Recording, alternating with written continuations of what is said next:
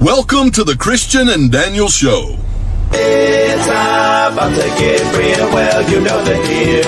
You won't have to guess how either of them feel. Bringing up the things you don't think to know. Never knowing where the conversation will go. Just a little more than anything goes. It's a Christian and Daniel Show. Hello, everyone. My name is Christian, and I am a Sagittarius. And I'm Daniel, and I'm a Capricorn. He's a little goat. Hey, everybody, welcome to another episode of the Christian and Daniel Show. It is Wednesday, October 16, 2024. This is episode 149, I think. Mm-hmm. Yes, 149. We want to welcome all of our friends watching us on Facebook and LinkedIn. Thank you for watching. Please share this on your page so that other folks can watch along. If you're watching us on YouTube, hit that subscribe button and the notification bell to let you know every time there's a new show on the air. And hello to all of our friends watching us on Instagram.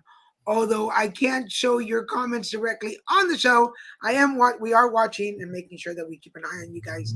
So welcome to the show. How's everybody doing? How you doing, babe? I'm doing good. Working my tail off, earning some pennies. What is it? Earning some coins. He works hard for the money. Ooh!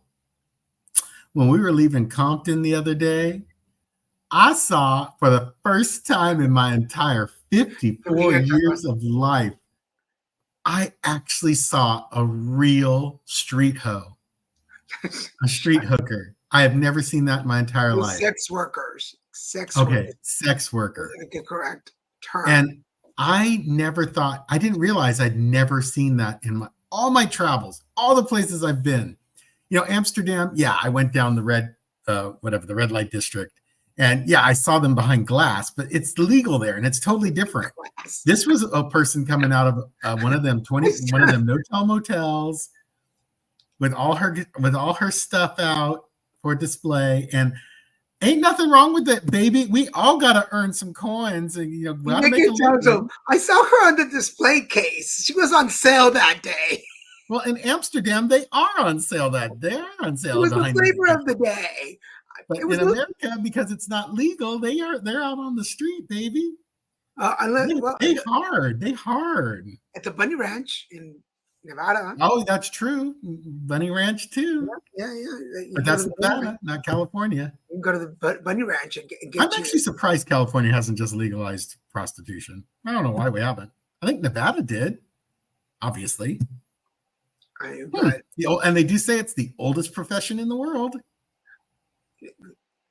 Truly, I mean, yeah, I guess. Yeah. I don't have any disrespect for it. If I were smart, I would have been whoring myself when I was younger. When I volunteered in Texas at the Valley AIDS Council, we had a group of sex workers come in and teach us some techniques and tricks with condoms. Oh, how to put them on in a cool way. Yeah. So for those of you that might not be knowledgeable in this sex trade industry, John, the person that pays for it, not the John, John, the client will pay more money if the sex worker doesn't use a condom when performing oral sex. But there is certain techniques that you can use and put a condom on a person with your mouth. Mm-hmm. They wouldn't know. So I was like 30, and they came to the office and did a presentation, and they taught us how to do it with some bananas and taught us how to put on a condom with your mouth. Very not easy. No. Not an easy technique, and I could see why they pay more for that. But I was like, "Ooh, like this is." So, for those of you, no, we will not be demonstrating on the show today. But we're not being trained. No, this is not a show and tell episode, but there is a way to do it. So anyway, just thought I'd put that out there. That's very interesting. I've heard there are ways to do it that are entertaining. There are ways to do it. There are ways to do it. And changing the subject radically, we went to see our godson this weekend. Oh yeah, Yeah. he's so incredible. But I have to admit, I've kind of fallen in love with all their kids. You know, Maddie was right up front. You know, she's the oldest, so she's the most interactive, and she's such a sharp, clever young woman, and she's only in kindergarten, and I just really, she's really cool, and I connect. You know, I know 5-year-olds really well, so I connect very well with them. And then there's Zion, who, he reminds me of me when I get up at 5:30 in the morning, when I have to get up early. You do not want to be around me. I just don't want to talk. I just want to be miserable for a little bit as I move into the waking realm. And if I can go back to sleep, please come rub my back and put me back to sleep, and I will go right back to sleep. But yeah, I just love that about Zion. He's so he's so sincere and honest with his emotions, which is part of being on the spectrum. But it's also it's refreshing because you don't have to guess how he's feeling. How he's feeling. Then a little clever one comes running out, making mischief the entire way, but then flashing the most adorable little smile like Daniel has on his face right now. That just makes you go, you're just so smart. And okay, so that's Junior or Jesse Jr. I know people say this about their kids, and they say this about their godchildren, but it's true. We've got the best one. We do. He's incredible. He's so ahead of his, like he has to be 110, 120% above where his age group should be, with awareness, with conversation. I mean, he gets kind of clammed up around us. I will admit, he doesn't talk that much around us, but I don't know if he's so smart. I'm thinking there's a reason for that. Like he wants to be a baby. He wants to be a baby. So he wants to be a baby. We were able to get some pictures because the last time we went, we didn't get pictures. So here's our junior minute. Look at that. Look at that little face. Oh God. How can I know, he's so sweet. And in that picture, I got to just sit with him, and he just laid his head on my chest, and I just laid my head on top of his, and it was so sweet. And then the middle picture is a story. Yeah, he grabbed my phone and just started taking selfies. Yeah, and this was the best of the 6 selfies that he took. So cool. Like, he already knows how to do that. He's not even 5, folks. He's like what? 2? Yeah, 2. He's 2, and he knows how to take selfies on a phone that isn't even a phone he's familiar with. He'll be 3 coming up next year.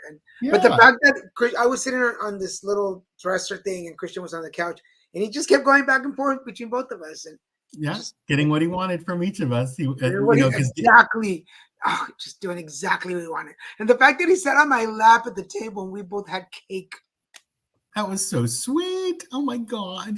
Just for anybody who has children or godchildren, if you're able and you want to, send us the picture so we can talk about them on the air. But he's adorable. He's adorable. Yeah, he just fills us with so much love, and he's such an amazing child. And well, I'm just waiting to see how time passes. It's passing quick. He's going to be 5 before we know it and going off to school. I'm dying to see what he's going to be like. And Halloween's coming, so we're going to.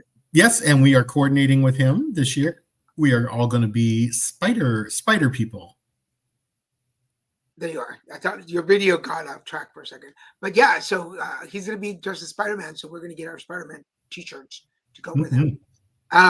Which we have several. Well, before I get into the national days that we usually talk about, I want to talk about, for those of you who were not able to join us Monday, it was kind of like a last minute interview. but we did an interview. If anybody remembers the movie Stand and Deliver with Edward James Olmos, there was an actress there, Vanessa Marquez, who played Ana, the little kind of mousy Latina, well, there are Latinos, but the little mousy one with the bob haircut. Several years ago, she was diagnosed with a couple of different mental health issues, and there was a welfare check done where she was killed by police. She pulled, and it's no, I'm not spoiling anything. She pulled the gun out. It was later discovered it was a plastic BB gun, and it took several years to, I guess, figure everything out. Yeah. Well, there's a documentary now called 90 Minutes Later, because the whole standoff from the moment the police arrive for the welfare check to the time that she passes, it's 90 minutes. So there's a documentary called 90 Minutes Later, which the documentary is 90 minutes as well. It's in New York right now. It's in festivals. If you get a chance, please go to our YouTube page and check it out. It's the last interview right before this show, and it's called 90 Minutes Later. It was supposed to be a 30-minute interview, went on to like 45 minutes. But if you get a chance, go watch it, support it. I've already seen it. It's such a great documentary. It's just so interesting. And I just wanted to do a little promotion for it to make sure that y'all go check it out. But it's again called 90 Minutes Later. It's the Ana Marquez story. I'm sorry, Vanessa Marquez story. Ana was the name of her character. The Vanessa Marquez story. Go check it out. Find out where it's going to play. It's coming to LA as a premiere, and I've already invited myself to go and do an interview or moderate a chat or Q&A, something. But I want to be involved in it when it comes to LA. So I will keep y'all informed of that. Okay, moving on from that. Today is Dictionary Day. And I don't see a lot of people online yet, but if you're watching us, today's Dictionary Day, what word, you've already seen it, Christian, but I want to know if y'all know, what is the longest or one of the longest, let's say one of the longest words in the dictionary? See if anybody wants to take a guess, if anybody's watching us. What word do you think is the longest or one of the longest words in the dictionary? And I'm going to leave that there for a minute, and we'll come back to that. I'll put it up. It's Dictionary Day. Yay, Dictionary Day. Well,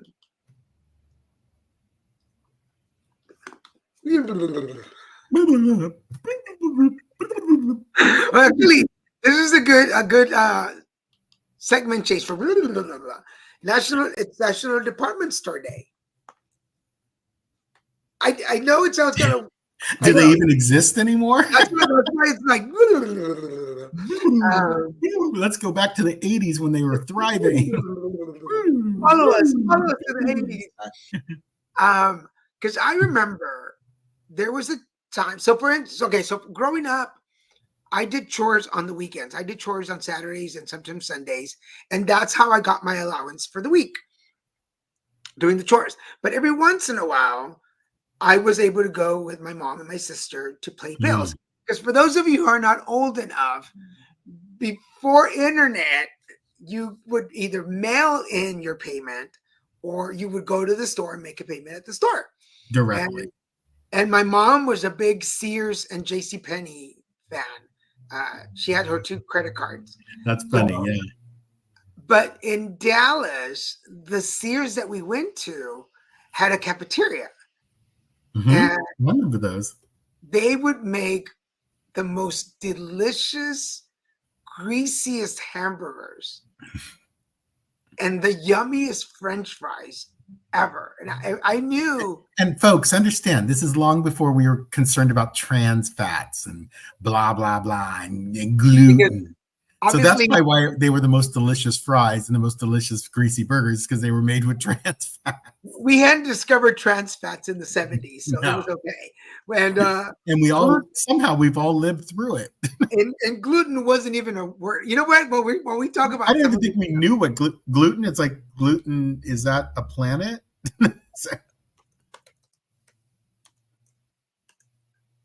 okay, Like, when and was the funny, word? again, we all survived. Yeah. So actually, the word gluten has been around since 1597. But no one cared about it And till nobody the used 21st it. century. Yeah. When did the word gluten become popular? Here we go. It became popular in 2010. Yeah, of course. Of course it did. 21st century. No gluten. So the word gluten didn't become popular until the 2010s. But Sears, whenever my mom says, we're going to go to Sears, you want to go? I knew it's because there was a little extra cash for a burger that day. Like, oh. And in this particular store in Dallas, the cafeteria was right next to the gardening and the toy department. So there was the gardening department and the toy department, like right next to each other. And then right over here was the cafeteria. So my mom would leave me at the toys to play. But I was one of those. I was a weird kid. I hated shopping, and that everything was like disorganized. Like if things weren't where they were supposed to be, like I couldn't shop. So I would while I was waiting for my mom to do her shopping and walk around, I would organize like the Star Wars figures that they were all like in the same hooks. And I would make sure all the games were aligned because then I couldn't shop. Like I couldn't know what I wanted. Like We're totally OCD. You know, I think about it now. It's like because I don't think I am now. Oh gosh, no, you are absolutely. You got that one away. Apparently, you went to the polar opposite side. Apparently, as a kid, I mean, can you grow out of OCD? I never heard about that. Yeah, absolutely, you can. So whatever the need for that OCD, it went away, and so when the need went away, your brain was like, I no longer need this. So you literally went to the opposite side, though. Yeah, because I'm not OCD. No, he is not. No. He is not everything. I'm not messy. Like I'm not messy for anybody out there. Like, do you have a dirty house? I don't have a dirty house. I just have it's not dirty. It's just I have a lot of things from a lot of things that I do. He has a lot of stuff. I have a lot of stuff. Like there's books and boxes of stuff, and yeah.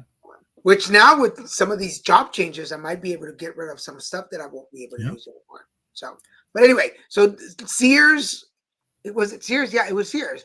Sears department store was my favorite thing. And then JCPenney. And JCPenney had cooler clothes than Sears. Way cooler. And but they didn't have or at least not ours. They didn't have a cafeteria. So No. I've never seen a JCPenney with a cafeteria. But Sears did. Yeah. Woolworth. That had a cafe. It had a counter that you could sit at. It didn't have tables. It just had a counter. Just a long counter. And it was mostly desserts. Oh, yeah. Great pies. Yeah. Oh, shoot. Pies made with gluten and sugar, white sugar, refined sugar. And butter, real butter. They were so delicious. Which actually is interesting that we're talking about this because not only is it National Department Store Day, but it's also World Food Day. Honestly, what's scary is the rest of the world has much higher quality food and more natural food than the United States. It's a travesty, the food we have here in the United States. Okay, interesting that you bring that up because I was just watching on the news or it popped up in somewhere. They discovered, okay, so follow me first. So there's this TikTok influencer that's a health influencer. And she was talking about the difference between, she had a box of Fruit Loops in US and Fruit Loops in Canada, and how the different ingredients and the food coloring and how it's different. In her comments, she was being torn apart by these experts, food experts, that were telling her that she was wrong and that they weren't bad for us and that Basically, the whole world is wrong and we're right. Food dyes are not wrong, are not bad for you, and it's okay that we put them in our food. Well, then this other TikToker decided to go and investigate and be like, how can they possibly say that? Well, come to find out that there were like 5 or 6 experts commenting on her video. Those experts worked for some of the companies that created the dyes and created the food colorings, and so they were being paid to go and basically like tear Discredited. down. Yeah, spread misinformation. So they were paid to just what's the word? Just to be trolls, basically. Yeah, to discredit. That's the word I'm looking for. Discredit her. Discredited. I'm like, you really have to. Well, that tells you how corrupt our food network is, how corrupt our system is here in the United States. It's insane. Yeah, you really have to pay attention to, like, if you see a comment and you're like, I agree with that, you always have to do your homework and find out who the person is. And don't take anything at face value on TikTok. Come on, people. Isn't it crazy? Come on. It's just insane. Like, I was like, wow, you really have to pay attention to everything nowadays. So, like, I find it interesting. To me, the greatest example is eggs. Because a lot of people come from other countries, the United States, are like, why do they refrigerate their eggs? Like, why can't they just have their eggs out on the counter? The rest of the world has them out on the counter and they don't go bad and they don't get salmonella because they have eggs. When a chicken lays an egg, it has a special coating that's antibacterial, antimicrobial naturally, and it keeps the egg from going bad. It protects the egg. Now, in the United States, we got this clever idea that, well, if we're going to make sure eggs are good for everyone, we need to wash those eggs. All eggs in the United States have to be washed, and they're pressure washed. And the washing actually removes this antimicrobial, antibacterial coating that the chickens naturally put on every egg. And that's why in America, we have to refrigerate our eggs because they're not protected anymore. We rinse off that protection. And when you think about it, that's stupid. Why are we doing that? You could just have eggs out on your counter for weeks and they'd be just fine. They wouldn't go bad. They're meant to be like, chickens don't have refrigerators. They don't lay their egg in a refrigerator and wait for the chicks to come out. No, it's the most ridiculous thing. And they say it's because it prevents salmonella because eggs aren't clean, obviously, where they come from. Hello. They come from the chickens, hoo-hoo. So no, they're not clean. That's the point. Not cleaning them is actually what allows the rest of the world to have eggs anywhere and just on their countertop and not having to refrigerate them and be fearful of salmonella. And you know what you do with an egg when you're going to use it and it's a natural egg? How funny. You rinse it off under the water before you crack it. So you don't end up getting salmonella from the egg if it's dirty on the outside or if it has chicken poop on it. And we've had those eggs. We've had farm fresh eggs not too long ago from our family friends, and they were delicious. There's nothing like them. Crystal, I know you don't watch often, but if you happen to be watching, Crystal, we want some eggs. We need to go visit her. You should have gone to her house that day. Lord knows I was in Paris just a week ago. I should have, if I had the time, I should have just dropped by her place. I thought about it. I thought when the day's done, maybe I'll drop by her place and pick up like a couple dozen eggs. So, because they have more, she says they have more eggs they know what to do with.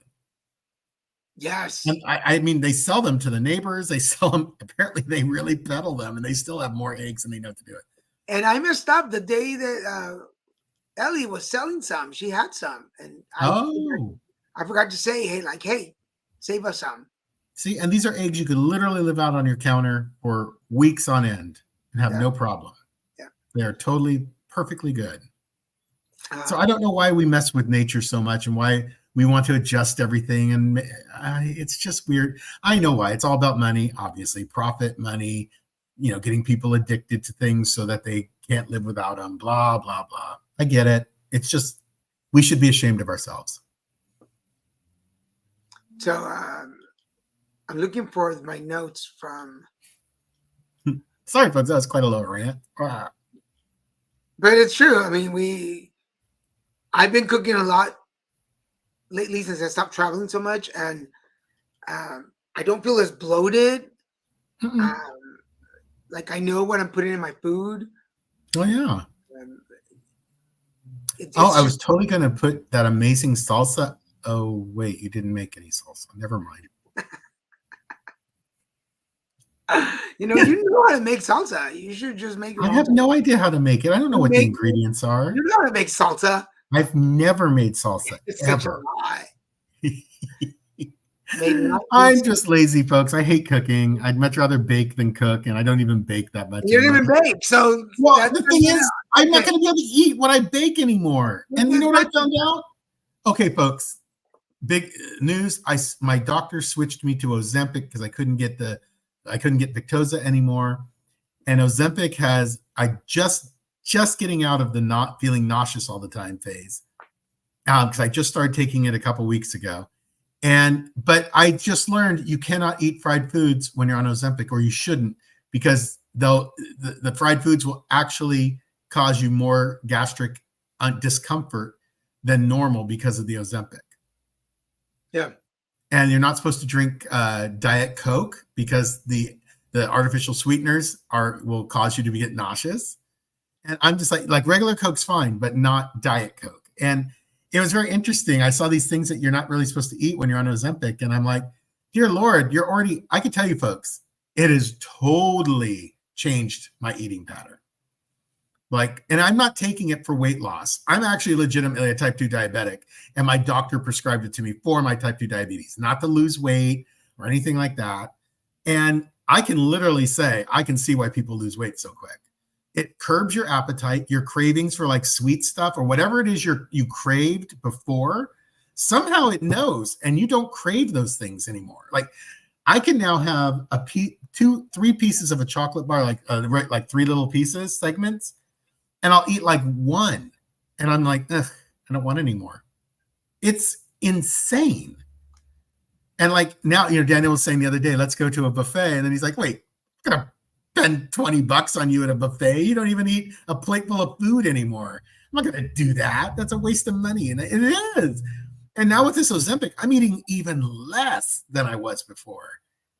I mean, it's utterly insane what it does. And I can see why people do what they do, but I really hate that people abuse it and take it who are not type 2 diabetics. Because the good thing is that, it's really helping you.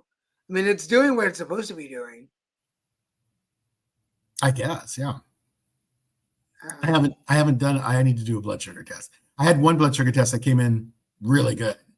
So, it's doing what and that's not, Ozempic does exactly what they say it's going to do. It's just, but there are a terrifying list of side effects you have to watch out for.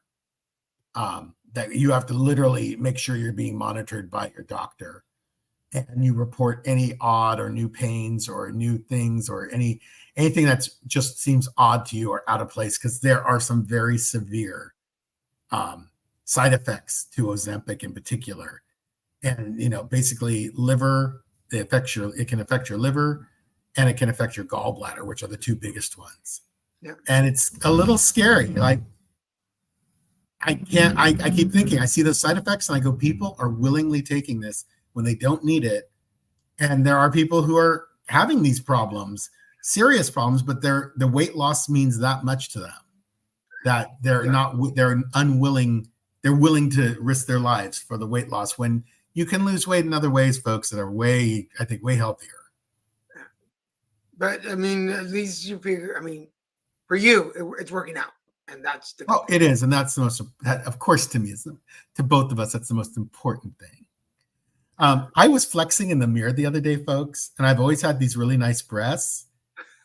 And now my breasts look like pecs almost. They're almost flat. I look like old lady boobs almost, just not as low.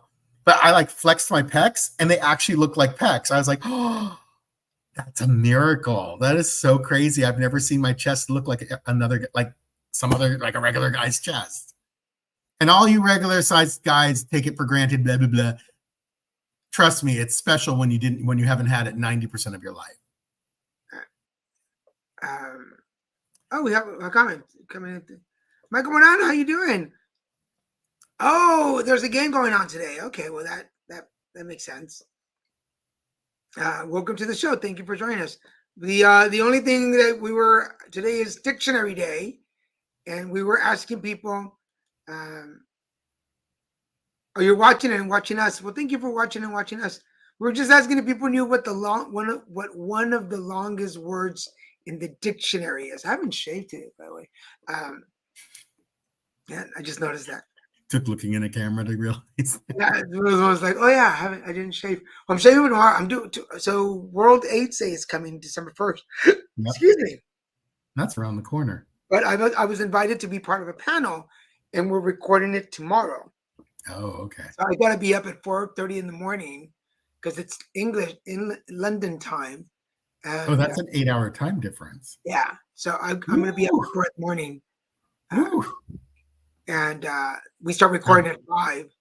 But so I'm going to shave tonight before I go to bed, and then in the morning I'm just going to put water in my hair and just Supercalifragilisticexpialidocious. the really focus. Yes. So we talked about that. That's actually one of the longest words in the dictionary. So for anybody watching, I'm going to show you the second one that I found to be the longest word in the dictionary. Hippopotamonstra sesquipedaphobia. Hippopotamonstra sesquipedalophobia.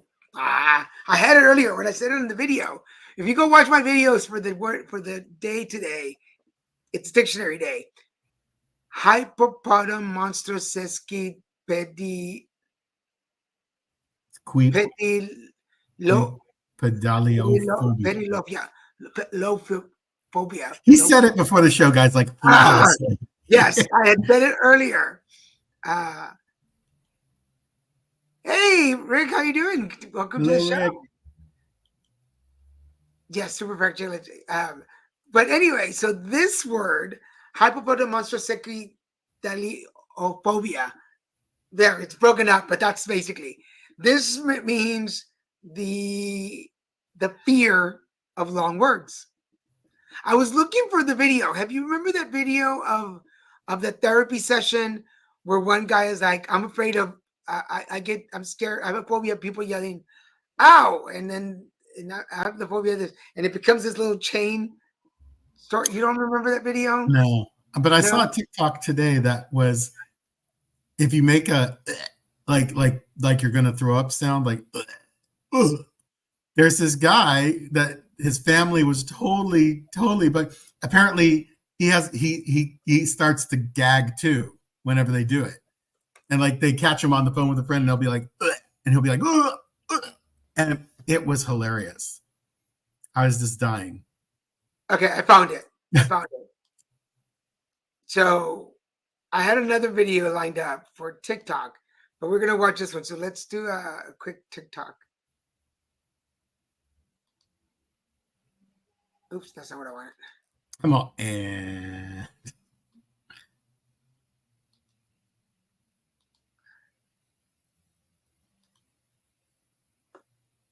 the Phobia Workshop.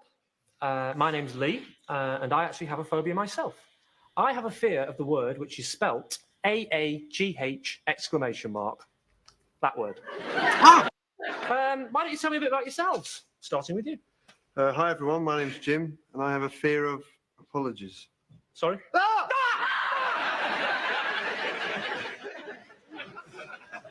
Oh, apologies. Yeah. Sorry.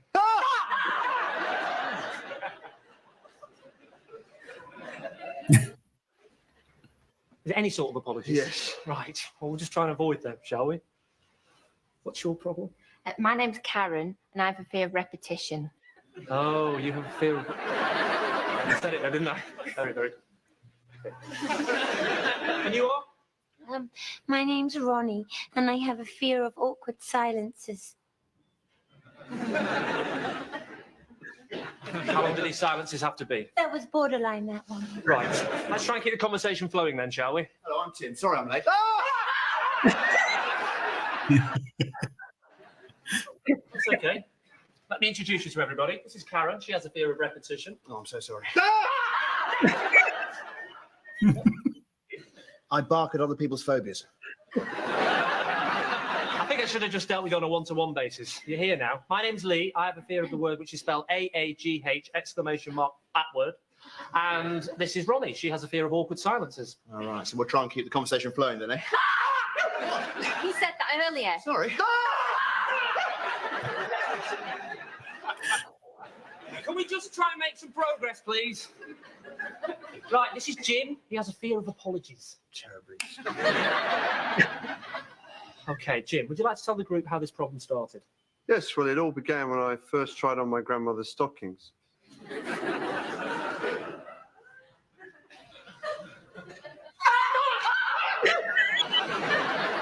Sorry.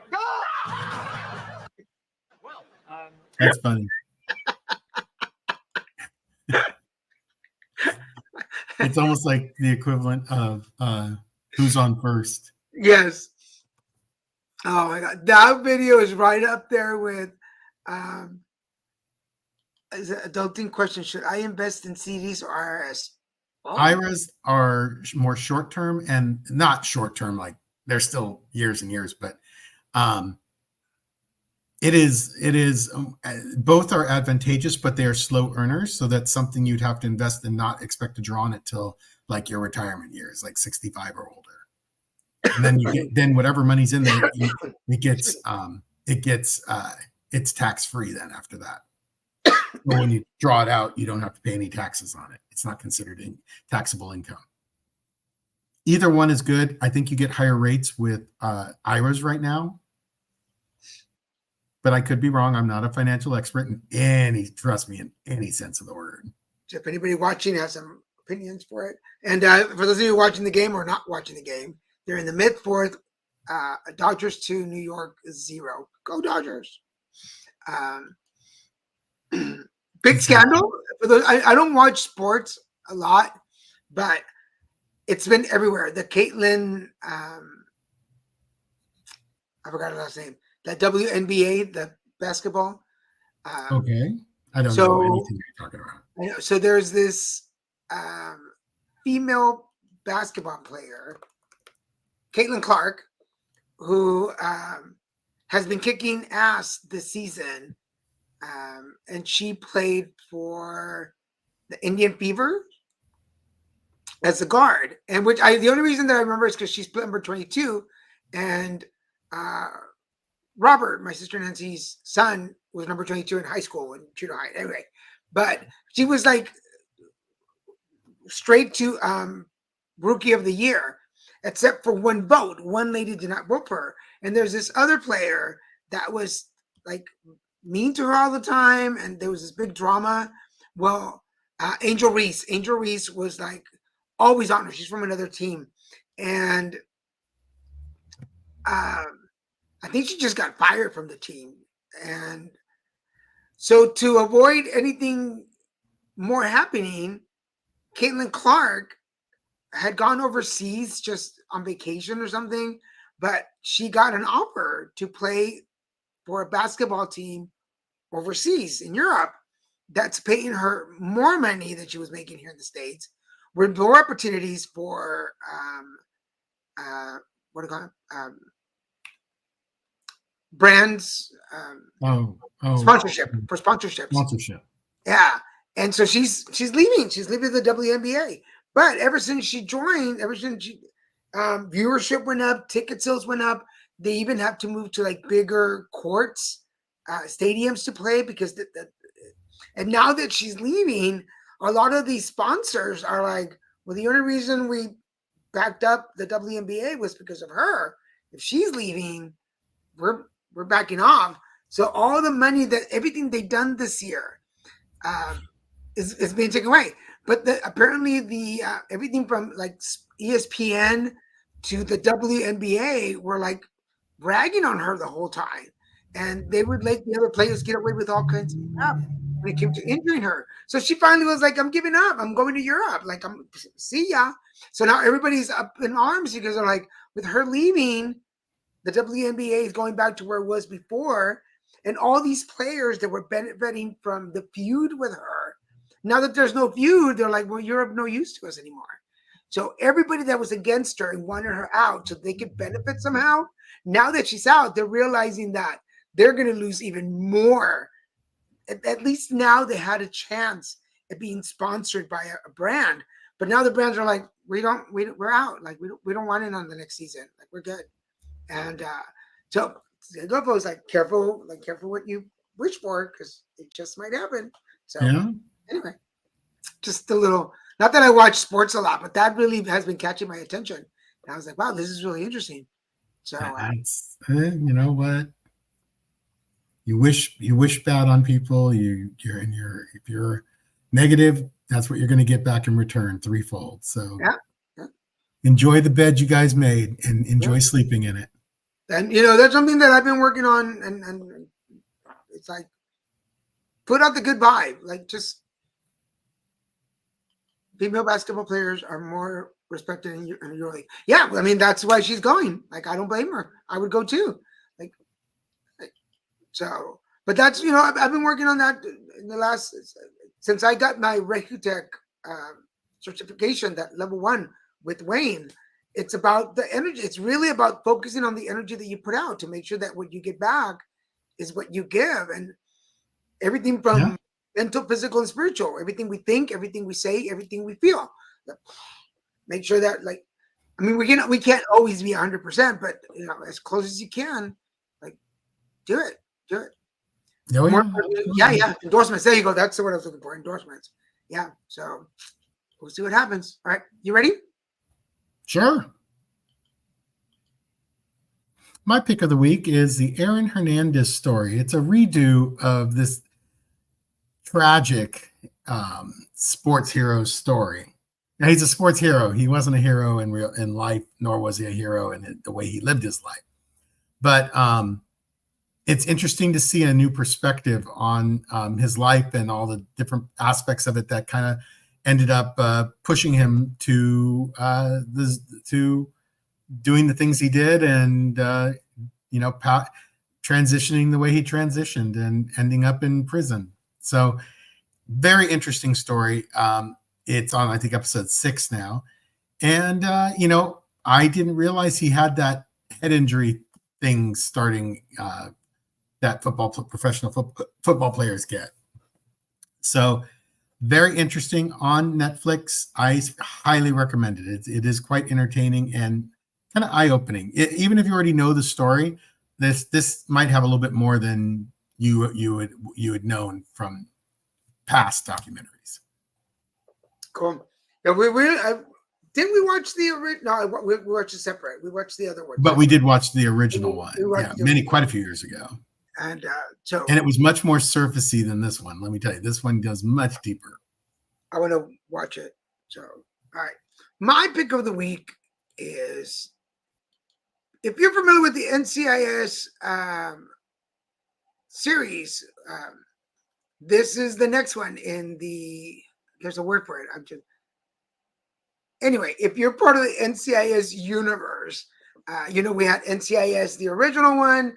There was New Orleans, LA, Sydney, and now there's Origins. And Origins takes you back to where Gibbs started, how his career in the NCIS all began, and all those characters that were part of his original story, which a lot of them made appearances in NCIS. So we're gonna get a chance to go see where he came from. Really good story. I watched the pilot episode. Hold on a second. I'm bringing up the names of the cast, because I had that already set, and I closed the play. There you go. Austin Stonewell plays Leroy Jethro Gibbs. Mark Harmon is the narrator. A lot of these news shows, particularly the ones that go back in time, will always have a narrator, just like what was the Big Bang Theory? Oh my God, I just lost the name of the show. But they have the narrator. So Mark Harmon does the narration. One of my favorite characters on there is Mike Franks is the character. The actor's name is Kyle Schmidt. And I'm gonna admit that the reason I really enjoyed it is because there's a scene when he runs around in his whitey tighties, and I was like, I am glued. I want more of that. But the story is good. It's very along the line. The franchise. There you go. That's the word I was looking for. It's very along the lines of the franchise of the NCIS franchises. Except this one takes you back in time to when it all started. And interesting enough, it starts here in Escondido. So they're actually here in like the San Diego area, and you can recognize some of the shots. So it's a really cool part of the franchise. Go check it out. I highly recommend it. And what are y'all watching? Young Sheldon. Young Sheldon, thank you. Yeah, Young Sheldon has the narrator voice. How I Met Your Mother had the narrator. And everyone knows that Mark Harmon is who played Jethro. Right. That's That's what I'm saying. Gibbs And throughout then, almost for the entire NCIS series. and then what's his name from Big Bang Theory? Did the voice on. Yeah, Young I Sheldon. don't know the actor's name. I've never clung to that too much. For Well, some whoever, reason, he doesn't impress me. who played Sheldon in Big Bang. Yeah. Big Bang. And then Bob Costas, no, not Bob Costas, Bob Saget did the voice on How I Met Your Mother. He did? Yeah, Bob Saget was the voice, the narrator voice. I How didn't Met know Your that. Mother. Yeah, No. just like what's her name? Anna from Frozen, The Good Place. Mm-hmm. What's her name? Blonde chick. Something Bell. Yeah, Kristen Bell. Kristen Bell. Kristen Bell is the narrator in Little White Lie. Or no, was it Big White? What's the lies? Oh my God. Oh, Big Little Lies? Big Little Lie. No, not that's a new one. That's the HBO show.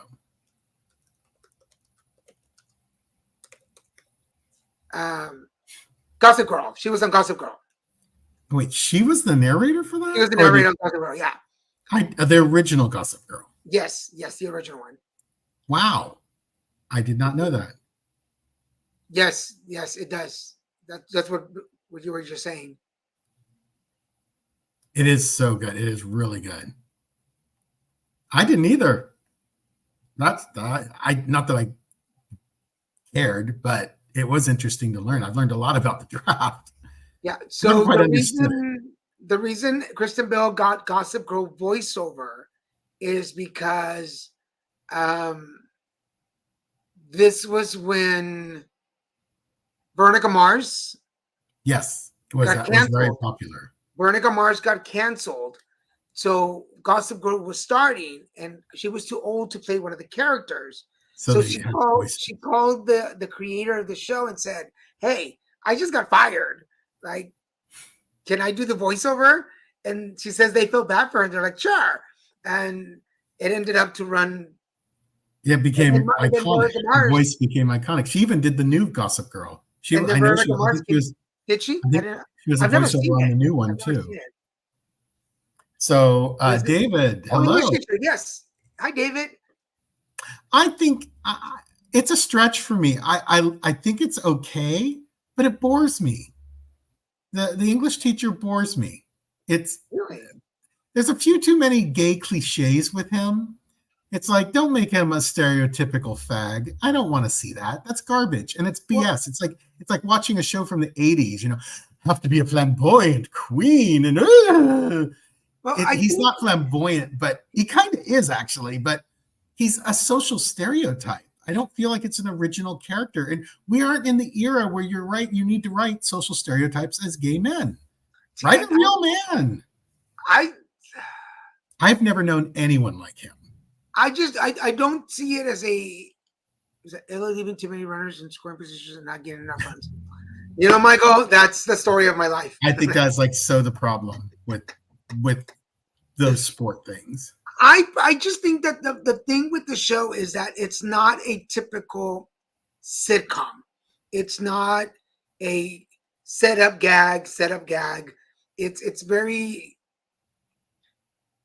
cerebral. Is that the right word to say? Sure.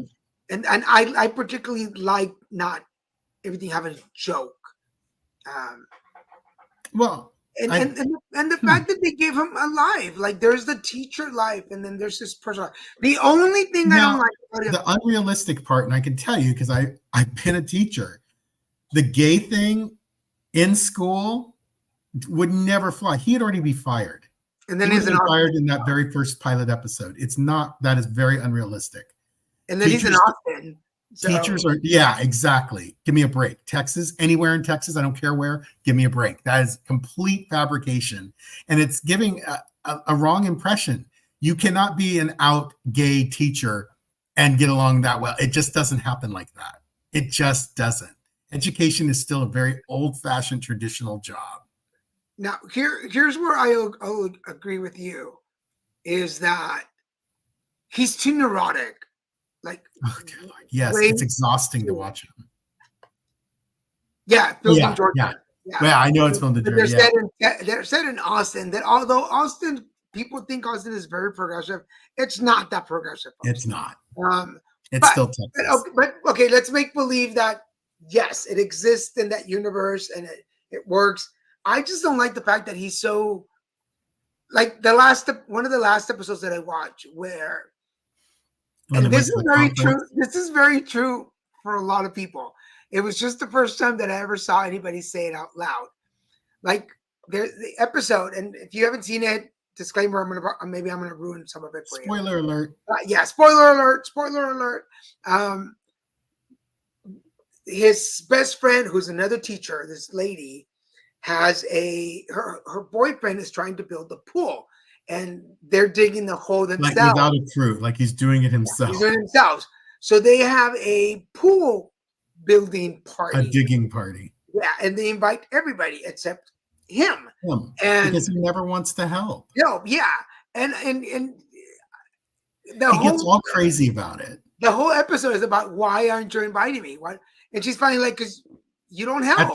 At the end, she goes, do you want to come help? And he's all, no, It's I like, just want to be asked. That is as neurotic as you can get. And that is a social stereotype of a gay and person. we all have those friends. We all do, have- but I don't want to watch them on TV, and I don't We need to all see a have social friends. stereotype like And that. This Because people are gives going to me- think all gay men are like that. Yeah, no, like I'm Mr. Volunteer. I will help you. And I'm Mr. Don't ask me because I'm going to say No. no anyway. No, and all the 12 years that we've been together, rarely have I ever said, Christian, would you come and volunteer with me? Hi, Micah. No, I will not. Because I know he's going to say no, and then it'll irritate me, and then I'll get mad. So why even ask him in the first place? Well, the very nature of the work I do is giving back to community and society all the time. I don't feel I need to give any more extra back. So there are very few times that I will say, hey, and usually it's things that I'm doing that I'm like, hey, I'm doing this. Can you help me out with this? Yeah. But if But it's it's in somebody 12 years, else- it's maybe happened twice. so let this be a Oh, public yes, service Micah, we announcement. know. Let me make this a public service announcement to all our friends. Should you ever need help with anything, don't ask Christian. Just don't. Particularly if you're, I'm moving. I I would- need help. Well, good luck with that. Yeah, I can help you find a mover. Yes, Christian's volunteer efforts would be to ask me if I can help to do that. But yeah, Oh, let me call Daniel. He has Betsy. She can hold a lot.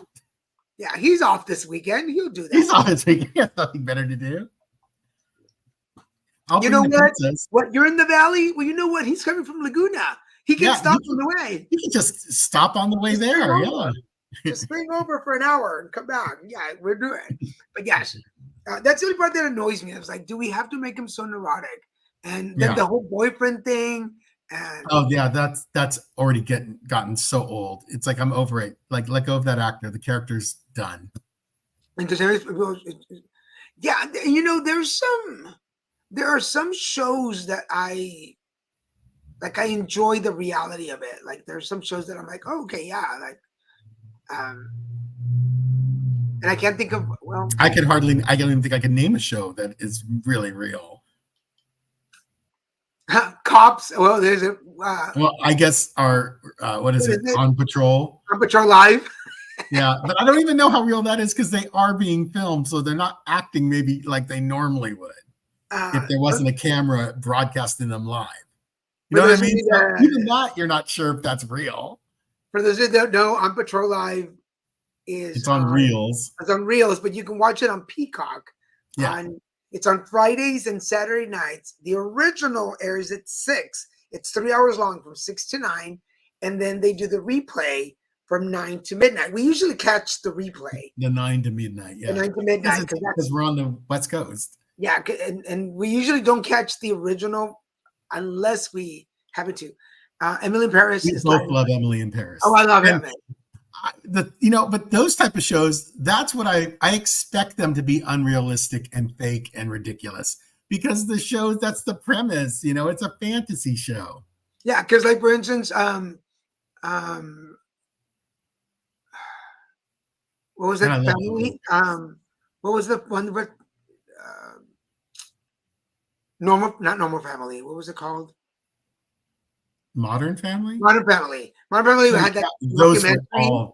It was a mockumentary. Abbott Elementary is a mockumentary type show. Yeah, along the lines of The Office.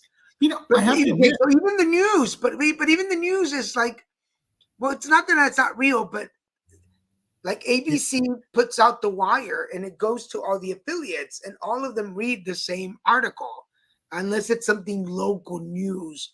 But when it's national news or international, they all get the same feed. And that's the whole conspiracy thing. It's not a conspiracy. It's just that ABC gets the news and funnels it to all its affiliates. That's how it happens. That's why they're affiliates. That's how it happens. Yeah, you all get the same news. But this is reality show, people. This right here. This is reality. This is reality. This is what real gays look like on I'm television. a real gay man. It reminds me that part reminds me of the Birdcage when they're trying to be all butch at the restaurant and the little old lady's like, what you doing? We smear. I smear the mustard on my toast. I Dab broke it. the toast. Oh my god! What is it? It wasn't I broke the toast. It's like, oh my god! I speared the toast or something. Is that I pinched the toast or? No, it was something more feminine. Oh, anyway. I'll remember later. Pierced. I pierced the toast. Yes. You pierced the toast. You don't say that. As soon as I typed in Birdcage it said right away, pierced the toast. Arthur, you pierced the toast. So all you have to do is order more toast. Oh, I can just order more toast. That's right. Put your pinky down. It's like, oh, look at your pinky. We're coming to the end, so let me go through this really quick. Do we have a TikTok? Another TikTok? We do, but we only have 2 minutes to go. 3 minutes. So again, folks, Christmas is coming around. This would be a good time to order your copies of Grumpy Bunny and the College Games in English or in Spanish. It's also available at these 3 bookstores: Awakenings in Laguna Hills, Visions and Dreams in Costa Mesa, and Village Well Books and Copy in Culver City. For more, if you want to order your own book, order it at littlemexicanproductions.com/Grumpy Bunny. Christian P. Ramirez, spiritual coaching and mediumship consultation. I can work with one, with many, in person or virtual. I prefer virtual. And my email is cpramir@att.net. 310-754-9157 is my phone number. You can contact me at. I would love to give you some guidance in line with what my grandfather liked to do. That's my main spiritual contact. And he always offers good opinions and good thoughts. And so far, I've had very positive experiences from the clients I have. And if you're looking for spiritual and life coaching, a little transpersonal coaching, shoot me an email at danielggarza@littlemexicanproductions.com, where we do one-on-ones, we can do groups, typically workshops in person or virtual, particularly if you're in the Southern California area.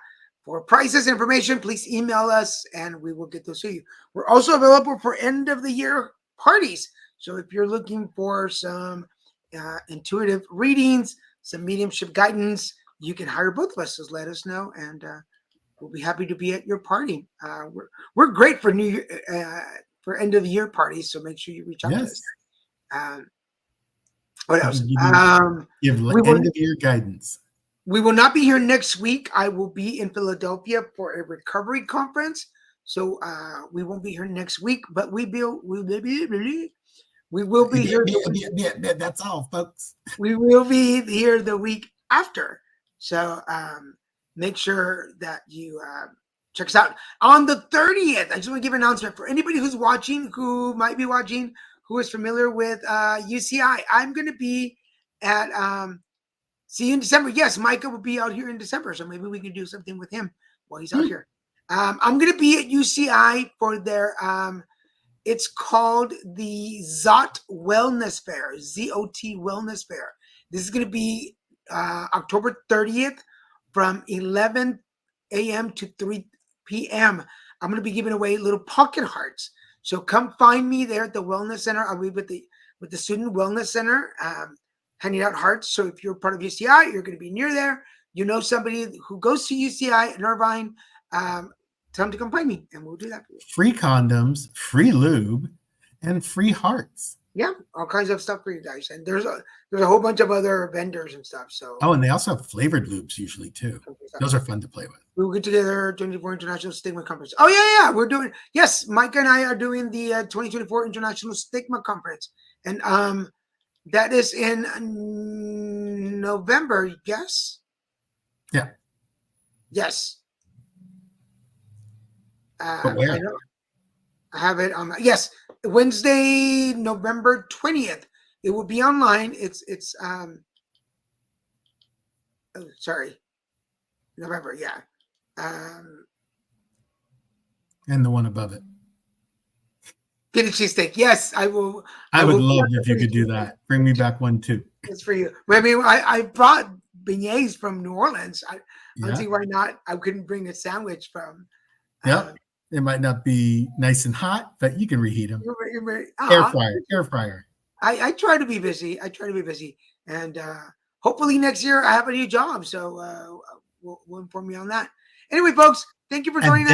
Happy Wednesday. Then we'll be rich, everyone. Rich. We'll see you. Gold necklaces, Rolexes. We'll see you, folks, in a couple of weeks. Have a great Wednesday. Bye, guys. Thank you.